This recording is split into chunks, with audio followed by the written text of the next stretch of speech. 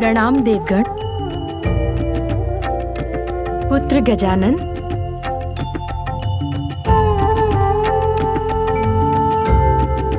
प्रणाम माता संज्ञा। कल्याण हो पुत्र।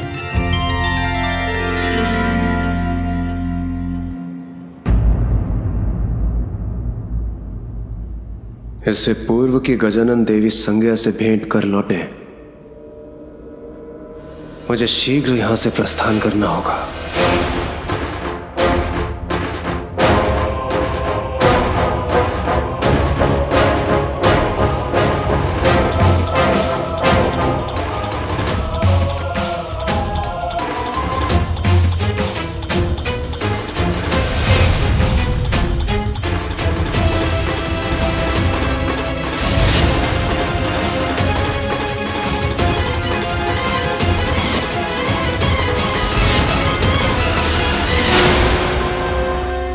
बालक गजानन, आज आपने अपनी बुद्धि से मुझे बहुत बड़े अपमान से बचा लिया।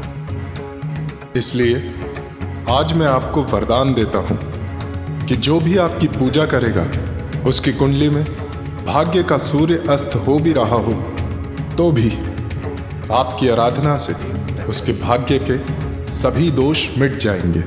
धन्यवाद सूर्यदेव। कल्याण हो गजानन। प्रणाम माता संज्ञा। कल्याण हो पुत्र।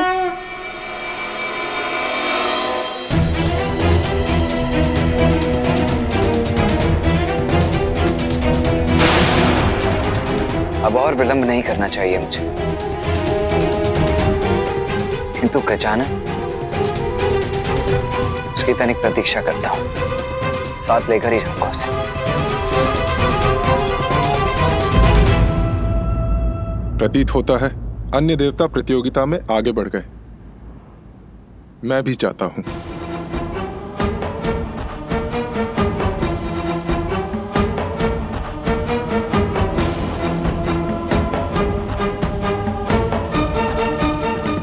प्रस्थान तो मुझे भी करना चाहिए, किंतु आपसे भेंट कर बहुत सुख प्राप्त हुआ माता। सुख तो मुझे भी प्राप्त होता पुत्र, यदि तुम और थोड़ी देर रुक जाते। रुकने की इच्छा तो मेरी भी है, क्योंकि प्रत्येक शुभ कार्य विशेष रूप से विद्यार्थी द्वारा विद्या की प्राप्ति सूर्य देव के उदय के साथ ही होती है। इसलिए यहाँ ध्यान करने की तो मेरी भी प्रबल इच्छा है, यदि आपकी अनुमति हो तो माता। अवश्य पुत्र, ये तो मेरा और सूर्य लोक का सौभाग्य होगा।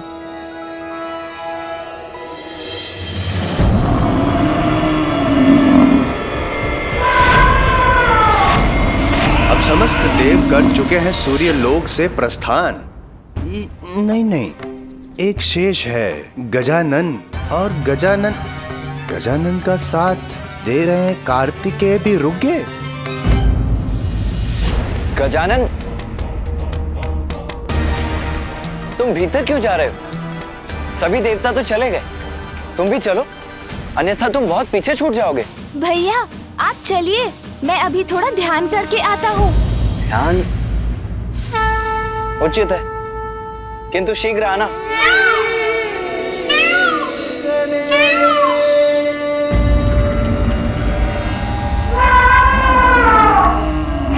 उत्तम, अति उत्तम। चंद्रलोक में प्रवेश करने वाला मैं प्रथम देवता होऊंगा। आप भी आगे नहीं बढ़ पाएंगे देवराज, क्योंकि इस प्रतियोगिता में क्लांत हुए सभी देवों के लिए मैंने व्यवस्था ही ऐसी की है।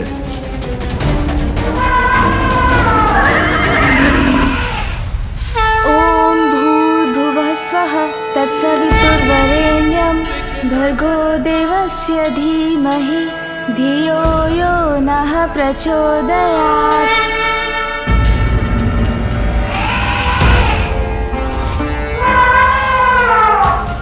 मुझे चंद्र सरिता से चंद्रकांत उठाकर शीघ्र यहाँ से प्रस्थान करना होगा। इतनी भी शीघ्रता क्या है देवगणों? हमने जो चंद्रलोक में अब तक के लिए व्यवस्था की, उसका तो आनंद उठाइए।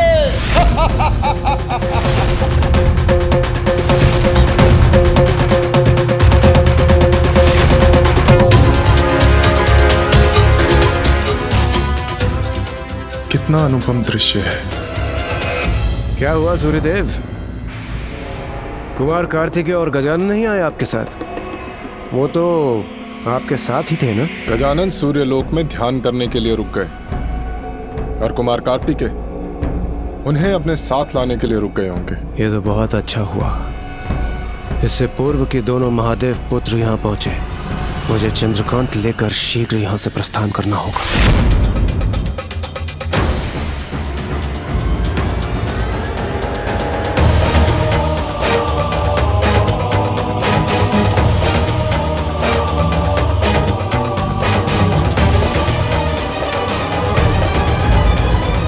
क्या हुआ चंद्रदेव? आप अपने ही लोक में आगे बढ़ने की शीघ्रता क्यों नहीं दिखा रहे? आप भी आगे नहीं बढ़ पाएंगे देवराज। यदि एक बार सृष्टि के सौंदर्य का ये मनमोहक दृश्य देख लेंगे, क्षण भर में ये आपके तन मन को अपार शीतलता से भर देगा।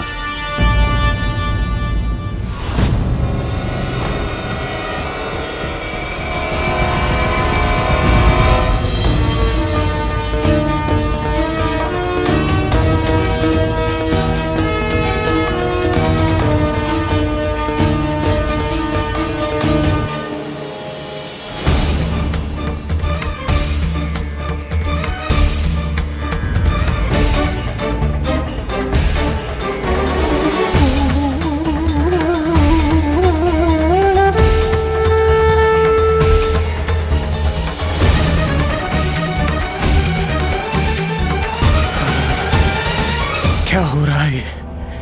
ये तापमान इतना शीत क्यों हो रहा है? ये क्या हो रहा है हमारे साथ? चंद्रदेव, इसीलिए आपने अपने लोक में प्रवेश और यहाँ से प्रस्थान में कोई शीघ्रता नहीं दिखाई। चंद्रदेव, आप उचित नहीं कर रहे। छल कर रहे हैं आप हम देवताओं के साथ। छल कर रहे हैं। चंद्रदेव, आपका तो धन्यवाद करना चाहिए मुझे, हमारा कार्य सरल बनाने के लिए। अब आप सभी यहीं इस शीतलता की जकड़ में रहिए। जब मैं प्रतियोगिता संपन्न कर लौटूंगा तो मुझे प्रथम पूज्य बनने की बधाई दीजिएगा। अब जब इन सभी देवताओं को जड़ कर ही दिया है तो मैं आगे बढ़कर मंगल लोक पहुंच जाता हूं।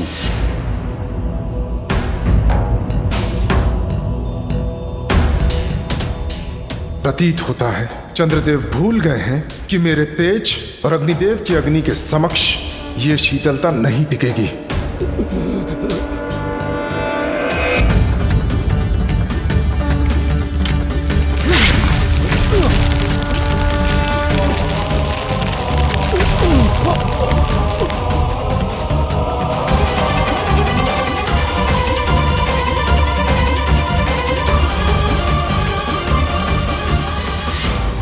अरे रुक जाइए, रुक जाइए। चंद्रदेव, कहाँ जा रहे हैं आप? इतनी शीघ्रता अच्छी नहीं होती। सब देवगण साथ चलेंगे तो यात्रा बहुत ही रोमांचक होगी। क्या कहते हैं आप?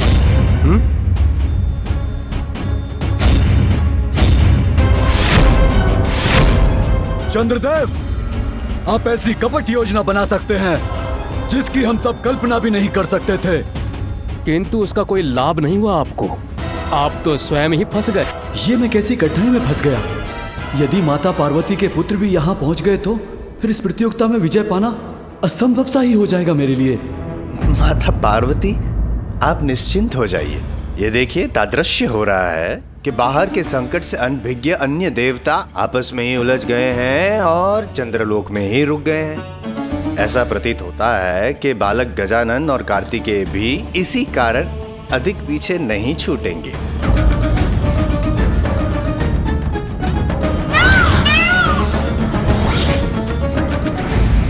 चंद्रदेव, आज तक इतना उत्तम आतिथ्य किसी ने नहीं किया हमारा, किंतु आपकी ये चतुराई ना आपको बहुत बड़ी विकट कठिनाई में डाल देगी। कठिनाई में तो अब तुम सभी देवता आ गए हो।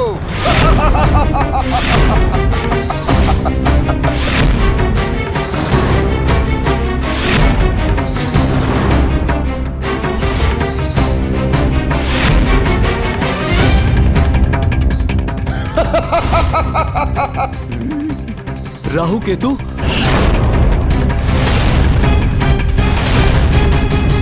चंद्रदेव, आपका तो धन्यवाद करना चाहिए मुझे, हमारा कार्य सरल बनाने के लिए। सरल कार्य? कौन सा कार्य?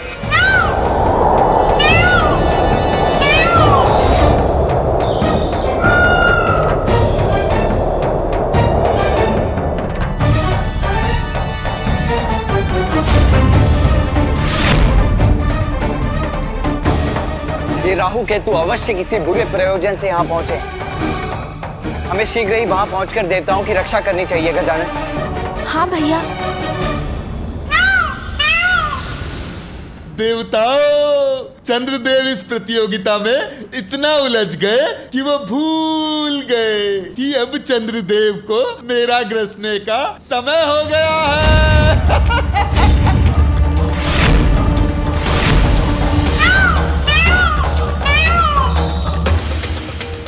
चंद्र ग्रहण में राहु चंद्र को मुख में ले लेगा।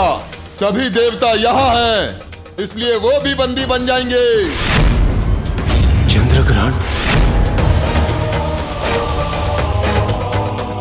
और इस बार ये ग्रहण कभी समाप्त नहीं होगा।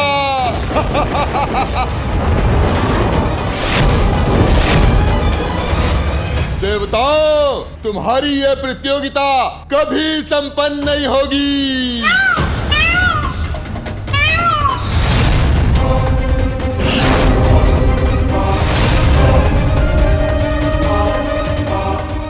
ये तो सत्य कह रहा है। ये मुझे ग्रस लेगा तो सभी इसके भीतर चले जाएंगे।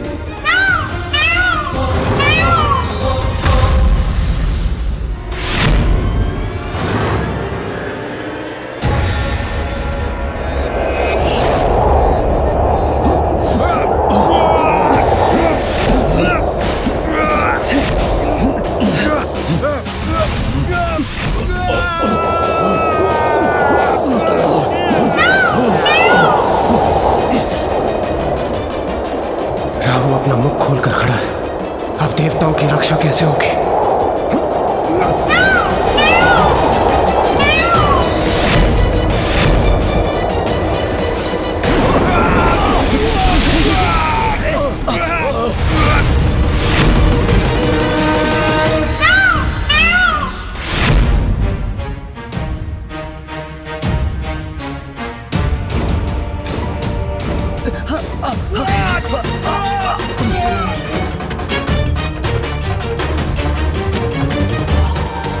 राहु केतु, चंद्रमा के साथ अन्य देवताओं को ग्रसने का कोई अधिकार नहीं है तुम्हें,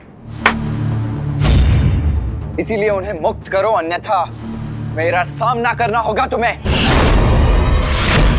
और हाँ, स्मरण रहे कि ग्रहण की अवधि समाप्त होते ही चंद्रदेव को भी मुक्त करना होगा तुम्हें। कदापि नहीं।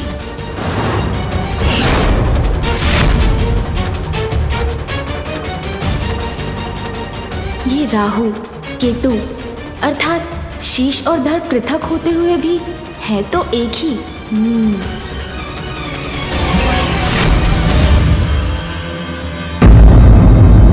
रुक जाइए भैया। जहाँ सुई से कार्य हो जाए वहाँ खड़क चलाने की क्या आवश्यकता। मेरा विश्वास कीजिए भैया, मैं सभी देवताओं को और चंद्रदेव को मुक्त करवा लूंगा।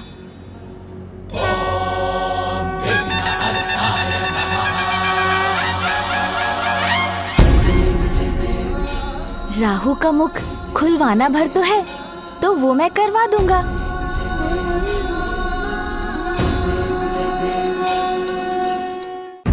मूषक जी, तनिक आगे चलिए। अब लगाऊंगा अपनी युक्ति। देवताओं के साथ ऐसा क्यों कर रहे हैं आप? राहु, किसी भी प्रश्न का उत्तर देने के लिए अपना मुख मत खोलना। ए बालक, तुम्हें जो भी प्रश्न पूछना है मुझसे पूछो, मुझसे। ओह, अब समझा कौन है आप। मुझे आपकी संपूर्ण कथा ज्ञात है। आपने धोखे से अमृत पान कर लिया था, जिसके कारण स्वयं श्री हरिनारायण ने आपका शीश धड़ से विलग कर दिया था। सत्य है ना राहु केतु जी? और अमृत पान के कारण आपको नवग्रह में स्थान मिल गया। और हाँ, माता ने तो ये भी बताया था कि आपकी चोरी सूर्यदेव और चंद्रदेव ने पकड़वाई थी। इसलिए आपका योग आने पर आप सूर्यदेव और चंद्रदेव को ग्रस कर उन पर ग्रहण लगा देते हैं। केतु जी, राहु जी से विलग है आप, किंतु फिर भी उनसे जुड़े हुए तो है ना? मैं राहु से जुड़ा हूँ या नहीं, उससे तुम्हें क्या बालक? मेरा अर्थ है, यदि मैं आपके शरीर को गुदगुदा दूं, तो क्या उसका प्रभाव राहु जी पर भी पड़ेगा? अरे वाह, तब तो मेरा कार्य सरल हो गया। सुन जी, चलिए एक नवीन क्रीड़ा आरंभ करते हैं। ए बालक, क्या कर रहे हो?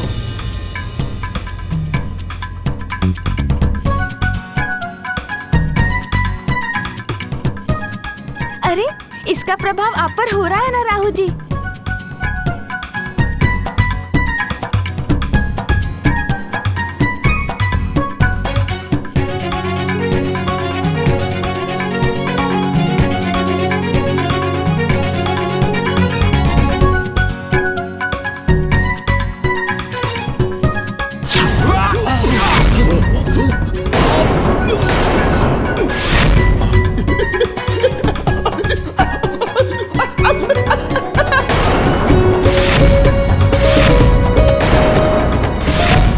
गजानन,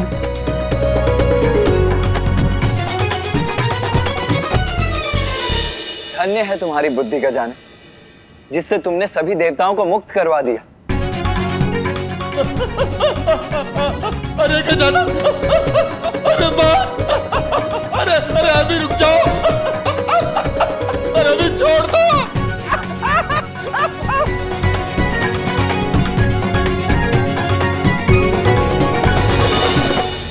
उचित अवसर है। जब तक अन्य देवता गजानन की इस लीला को देखने में व्यस्त है, मैं यहां से बढ़कर सबसे आगे निकल जाता हूं।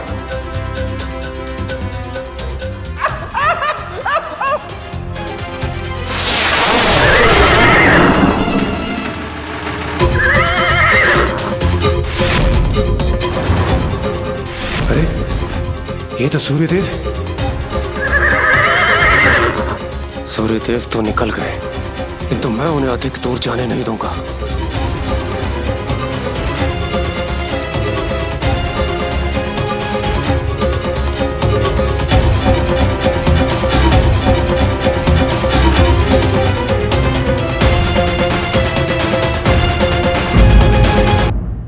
गजानन, अब विलंब मत करो, चंद्रकांत उठाओ और चलो यहाँ से। भैया, आप आगे बढ़िए, मैं अभी आता हूँ।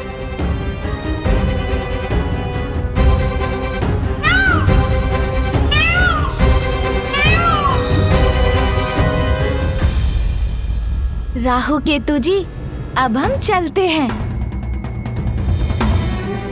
आगे बढ़िए मूषक जी।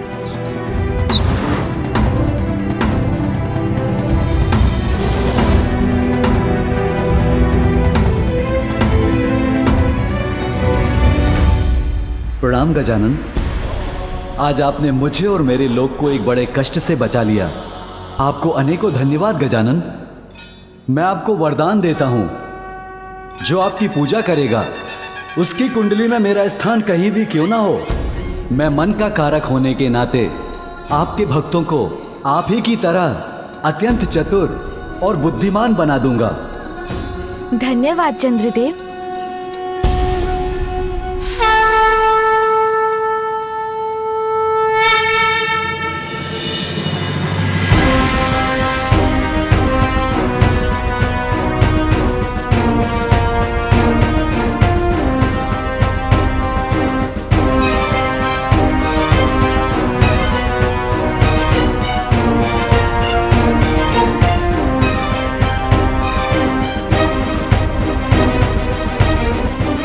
चलिए भैया,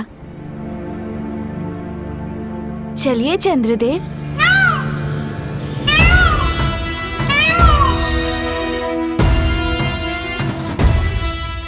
अरे मूषक जी चलिए। अरे मूषक जी क्या हुआ? ये किसकी काली छाया है?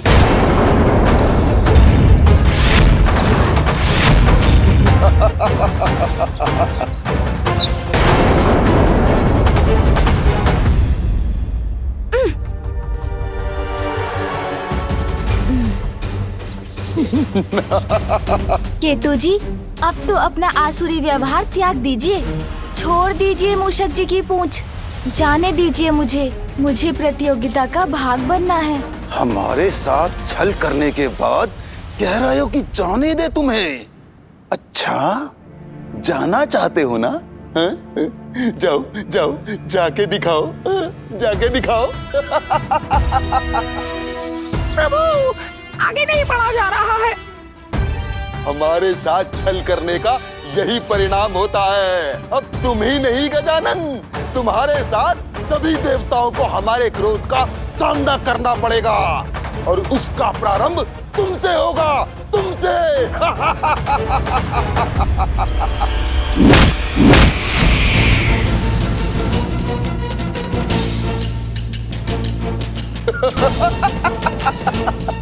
अब तक तो तुम्हारा वाहन लौटकर कैलाश पहुंच गया होगा।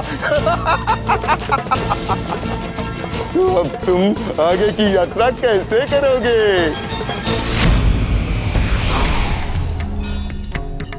कोई कितना भी छल करे, किंतु हमें अपना विवेक नहीं खोना चाहिए, अपितु चतुराई से उसका सामना करना चाहिए।